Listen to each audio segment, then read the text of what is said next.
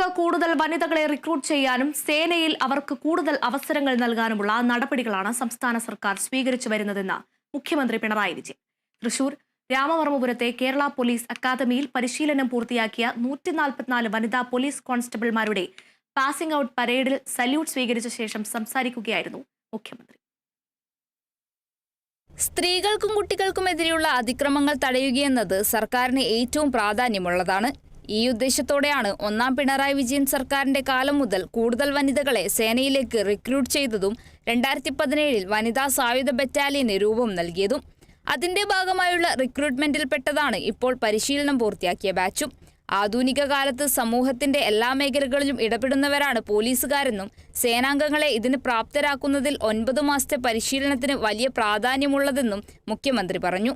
ശാസ്ത്ര സാങ്കേതിക മേഖലയിൽ വലിയ മാറ്റങ്ങൾ സംഭവിക്കുന്ന സമയമാണെന്നും അതിനനുസൃതമായ അറിവ് സമ്പാദിക്കാൻ പുതിയ സേനാംഗങ്ങൾ ശ്രമിക്കണമെന്നും മുഖ്യമന്ത്രി കൂട്ടിച്ചേർത്തു.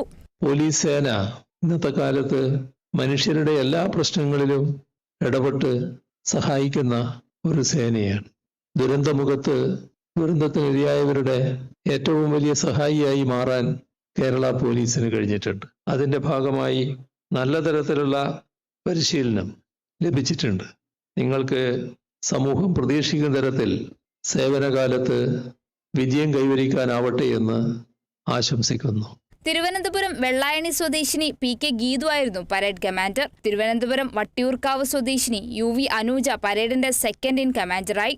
പരിശീലന കാലയളവിൽ മികവ് തെളിയിച്ച വിവിധ ബറ്റാലിയനുകളിൽ നിന്നുള്ള റിക്രൂട്ട് സേനാംഗങ്ങൾക്ക് മുഖ്യമന്ത്രി പുരസ്കാരങ്ങൾ വിതരണം ചെയ്തു.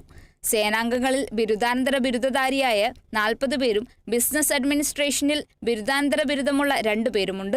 കൂടാതെ ബിരുദധാരികളായ 78 പേരും ബിടെക് ബിരുദധാരികളായ 13 പേരും B.Ed ബിരുദധാരിയായ 7 പേരുമുണ്ട്. ഒപ്പം +2 യോഗ്യതയുള്ള 3 പേരും ഡിപ്ലോമ യോഗ്യതയുള്ള ഒരാളുമാണുള്ളത്. Kerala vision news, Thrissur.